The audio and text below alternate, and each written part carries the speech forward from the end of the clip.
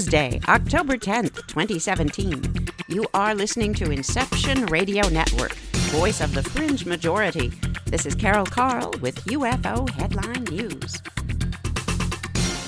And here's the headline from earthsky.org for tonight. Summer Triangle and the Galactic Plane. Yep, you heard that correctly. Summer Triangle. We know it's almost Halloween, but this is the name for that asterism, that collection of stars that isn't quite officially meeting the criteria of a constellation. It's an asterism. So, tonight, we can use the Summer Triangle and the constellation Cygnus the Swan. That is an official constellation, and we can locate the sky's galactic equator. Who knew? And then project outward to the plane or the flat disk of our Milky Way galaxy. These three brilliant stars that make up the Summer Triangle shine, even though it is autumn. And you'll find them shining in the sky high up in the October evenings. Bruce McClure, who writes this for Earth Sky, suggests viewing the scene, quote, from the comfort of a reclining lawn chair. Point your feet southward, end quotes. As seen from mid-northern latitudes, the stars Deneb and Vega hang high overhead at nightfall and early evening. Vega, the brightest summer triangle star, shines to the west, or to the right of Deneb, and then there's Altair, the second brightest, found roughly halfway between your southern horizon and straight over your heads. As evening deepens, look for a modestly bright star to pop out between Altair and Vega, and that's Altair, which depicts the eye of the swan, or the beak. The line from Altair to Deneb shows you the underside of the swan's body from head to tail. 3 stars across the body, near Deneb, form what's known as the Northern Cross. Go 1 star farther on each side of the Northern Cross, and yep, you've described the wings of Cygnus the Swan. Extend the line from Altair to Deneb in either direction, and you're soaring along that galactic equator, or galactic plane. Through binoculars, you'll see the star clouds, star clusters, nebulae. They abound on this great galactic boulevard. Locate the Summer Triangle first, then the star Altair, and then you've got what it takes to find the glowing band of stars that we call the Milky Way. So here's the bottom line. You can use the Summer Triangle and the constellation Cygnus the Swan to locate the edgewise disk of our Milky Way galaxy. All that beauty.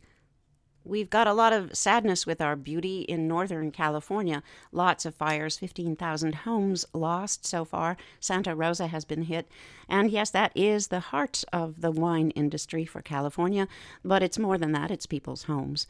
And meanwhile, Puerto Rico is struggling. So thoughts, lots of energy, definitely prayers. We hope you're joining us, gentle listeners. We know you are.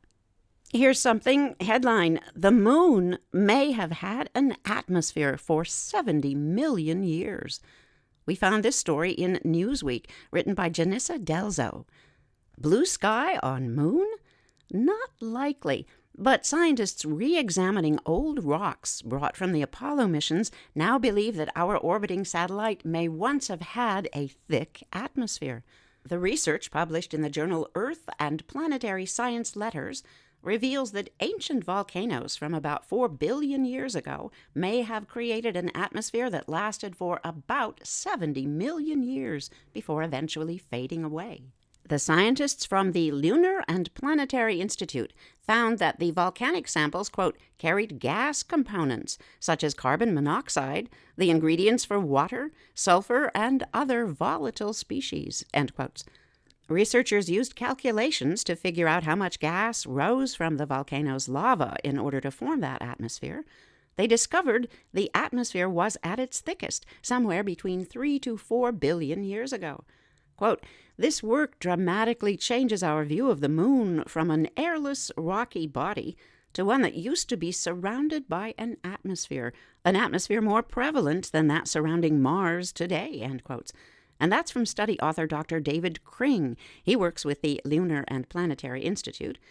Kring's findings, which came with help from NASA research scientist Dr. Deborah Needham, may have important applications for future lunar missions. The research, quote, quantifies a source of volatiles that may have been trapped from the atmosphere into cold, permanently shadowed regions near the lunar poles, and thus may provide a source of ice suitable for a sustained lunar exploration program, end quotes. That's what the statement says. On Thursday, the Trump administration spoke about the desire to send astronauts back to the moon. And there's a long quote by Mike Pence. If you're really interested, you can find it later at ufoheadlinenews.com. There's no definitive plan of when this will happen, but it may be sooner than you think. At least one scientist believes that by 2030, some people will call the moon home. And here's what may go down in this broadcaster's opinion as somewhat of an historic quote by Bernard Foyng. He's a scientist at the European Space Agency. Quote, "There may be the possibility to have children born on the moon," end quotes. Oh, a lunar birthday party. How amazing would that be? From the moon, it's just a whoosh and a zoom down to Florida, the city of Panama City Beach. So let's do it. It's a UFOstalker.com sighting event. MUFON has issued this event a case number. They do that so that they can hopefully track down, find out, identify more about what was seen. In this case, the number is 87210. The date of this sighting is 10/6/2017. It was reported 10/8/2017. In summary, the witness says, noticed object in photo, noticed 2 days after image taken. Yep, there is that image available by link later at ufoheadlinenews.com. Wander over, take a look for yourselves, put your eyes to the test. The sighting specifics, viewing distance unknown, altitude also unknown. The object features are described as dome and wings. The object's flight path is listed as unknown. Its shape is listed as Saturn-like, and boy, does this broadcaster concur with that. Saturn-like indeed. Here's the weather at the time of this event. Maximum temperature over Panama City Beach, Florida, 88 degrees Fahrenheit, 31 degrees Celsius. The minimum temperature, 70 degrees Fahrenheit, 21 degrees Celsius. Maximum visibility, 10 miles, 16 kilometers. And that was also the reading for the mean visibility and the minimum. It's logged that there were no abnormal weather conditions at the time. Let's read. At the time I took this photo, approximately 6:47 p.m., the time's recorded on my cell phone, I simply wanted to grab a photo of the full moon a few minutes before it set over the Gulf of Mexico. This image was taken from the second-floor balcony of the hotel room where my sister and I were staying for a few days. The balcony overlooks the beach. I framed this view, made the image. At no time did I or my sister see or were we aware of this object or any other object in our field of view. We heard no sound other than that of the surf. While I've checked objects in the reports, the questionnaire observed the following section, I really didn't observe anything, just the moment. 2 days later, after returning home, I was reviewing the images I'd made during my vacation, using my husband's computer to do so. When I got to this image, I was surprised to see the dark object in the sky. So I enlarged the image to view it better, but I still couldn't identify it. All of the items I checked on the questionnaire form are based on what I see in the image as I captured it. I attest to the fact that this image has not been added to the scene, not manipulated in any way. I wish I had more information for you, but at the time I was unaware that this object was present in the camera's field of view, so I can't really offer any description of it other than the photo itself. Where the object came from or where it went is unknown to us. Hopefully, someone else visiting this area at the time also captured that image. All I have is the attached image. If MUFON deems it worthy to disseminate, I would like attribution. While I agree you may use this image, I retain all intellectual property rights.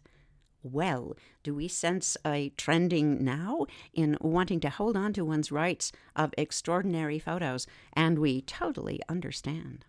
To us, this photo looks completely legit. Head on over later to ufoheadlinenews.com and make your own decision. From Florida, let's head a little bit north now to Lost Creek, West Virginia. That sounds intriguing. It's MUFON case number 87239. Date of this sighting was October 10th, 2017. It was reported October 9th, 2017. Summary: I saw it at a distance, and as I stared at it, it appeared to come closer. More intrigue. Sighting specifics: a viewing distance very close, 20 feet or less. Altitude, treetop. Sighting duration, 8 minutes. Object features, though, are still reported as none. The flight path, then hovering. And for the second time this week, we have an object shape described as boomerang. If you'd been there at the time of this event, you would have been experiencing a maximum temperature of 81 degrees Fahrenheit, 27 degrees Celsius, a minimum temperature of a rather chilly 41 degrees Fahrenheit, 5 degrees Celsius. The maximum visibility was 10 miles, 16 kilometers, dropping down to an unlisted minimum because the conditions reported were foggy.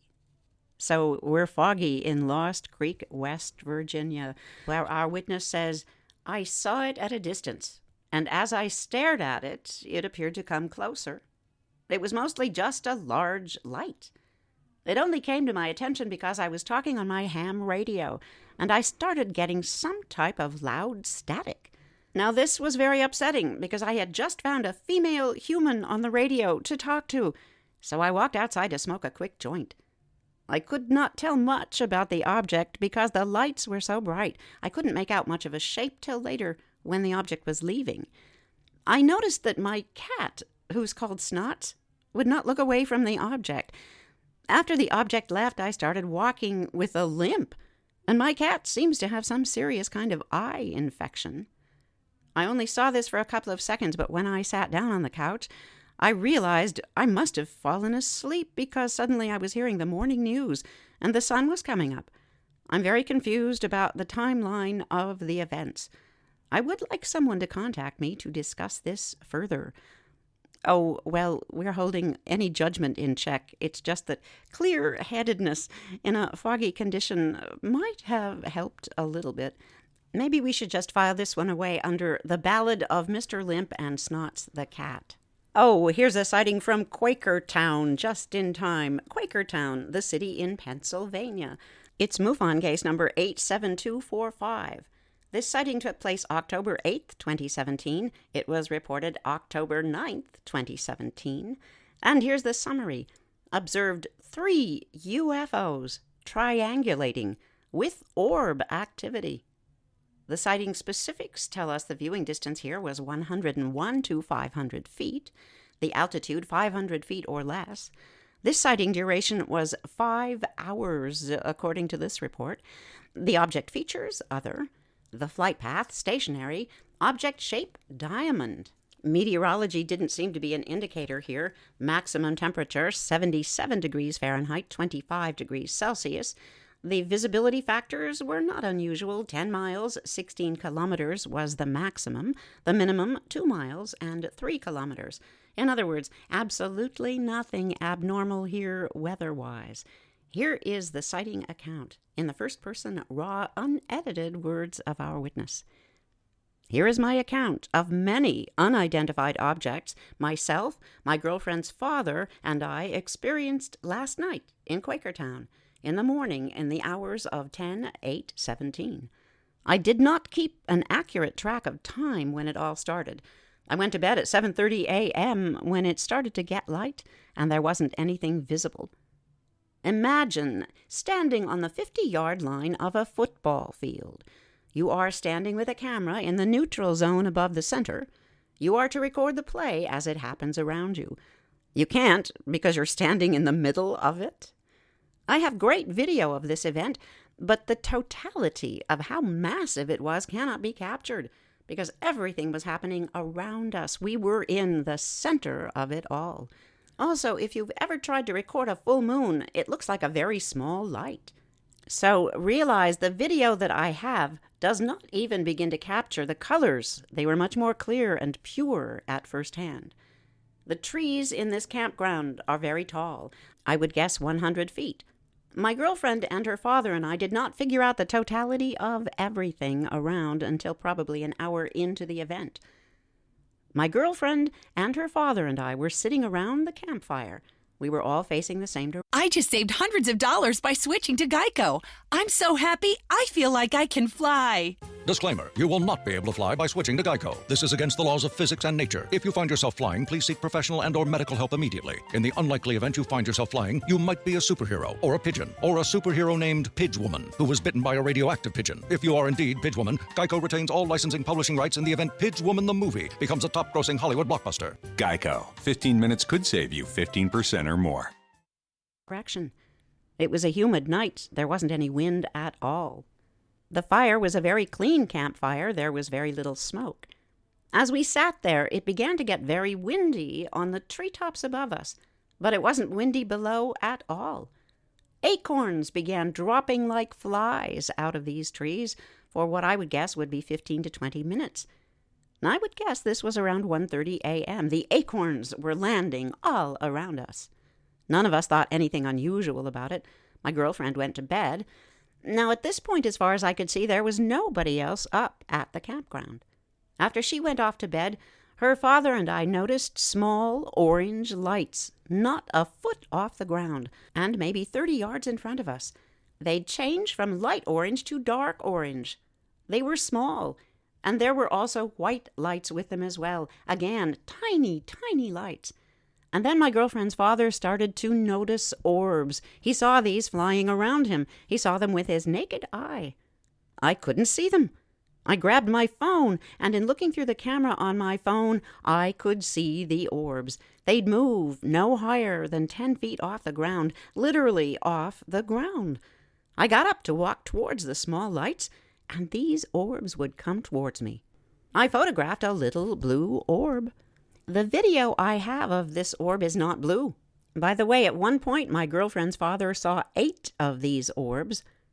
They were all around me, also at my feet, and only when I approached the tiny lights did the orbs themselves move closer to me. At this point, I turned around and looked in the complete opposite direction, and there, at a 50-degree angle in the sky, was a big, round object. It seemed to be pulsating in a code, flashing white and red colors as that code. There were fast blinking lights and slow, more methodically blinking lights. Yes, there were other lights around us, the normal street lights, typical lights you see at a campground. This was neither. I knew immediately this was a UFO. So I looked to my right at a 20-degree angle from a horizontal line. To my right was a very bright, pure star light. It was the purest color I have ever seen. The only way I can describe it is as looking into a pure diamond in the daylight. It was beautiful, white perfection. The same exact light was to my left, and both of these lights were roughly 10 feet off the ground and hovering roughly 30 yards each away from me. Now that blinking light in the sky and these 2 lights formed a perfect triangle. And as I turned back around, I could now see more small lights. My girlfriend's father, Don, and I were directly in the center of this phenomenon. I captured video of an orb bouncing around with the main UFO up in the air. Multiple videos of orbs lining up with this main pulsating object. I could not capture video of all 3 at a time. They were too far apart. The star-like UFO to my right was blinking ever so slowly at one point, appearing to almost signal the one on my left. I never saw the one on my left blink at all. The light to my right was just to the left of a tree. As I looked to the right of that tree, I could literally see, as best as I can describe it, gravity displacement from the light. Objects to the right were all wavering in this distortion, this displacement. It was literally only about 5 feet, this displacement. The last thing we noticed was the sky above us. To the right was a deep, haunting blue color. This was a massive color. As far as you could see, the sky was this color. And then it went from ever so slightly deep blue into black. I have never seen the sky this color in my life. Also, during this experience, we would look up and see one tree moving vigorously from the, quote, wind, end quotes, but the tree right next to it was not moving at all. I cannot explain what we saw. I've never seen anything like this in my life. It was an unbelievable experience. I was in awe, but I wasn't scared. I was only scared to walk towards the objects to my right and left, so I did not. Please note, I have a lot of video, but I will not release the rights to your organization. A member of your team is welcome to meet with me to view these videos. So, why report this story? Well, it's interesting. It's very well put together. The objects are described quite well by the witness. It's strange, and it's also not in that remote an area. We're just having the thought someone might happen to hear this rather than find it on the internet, which is full of stories like this. Maybe somebody in the area of Quakertown, Pennsylvania, at this campground happened to witness that report, and maybe they want to openly share their work. Just a reminder, at the end of every sighting entry at UFOstalker.com, there's a place where you can leave your comments, ask your questions, share your sightings. Here's something else that you could participate in, perhaps if you are local. There's a UFO conference in Danbury, Connecticut. They're seeking eyewitnesses. Here's the story from the newstimes.com with a byline for Rob Reiser. UFO investigators will conduct a conference this Saturday to share information and collect eyewitness accounts about unexplained sightings. This UFO conference is planned to be held at the Danbury Library, which is located at 170 Main Street, Danbury, Connecticut.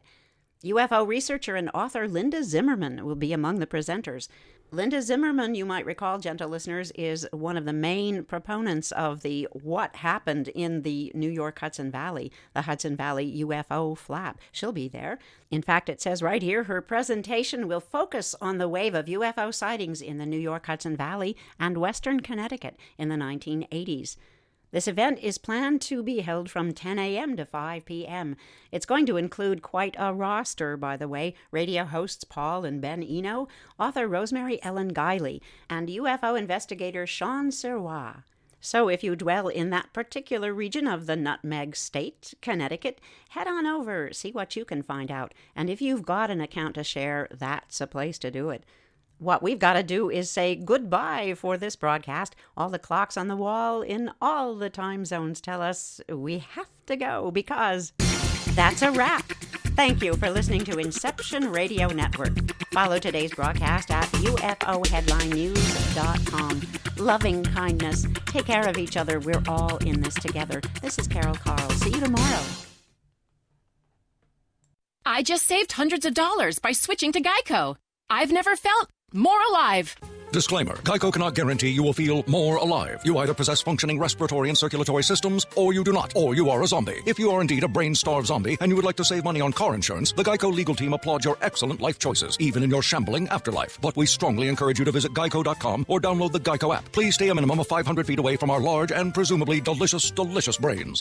Geico. 15 minutes could save you 15%.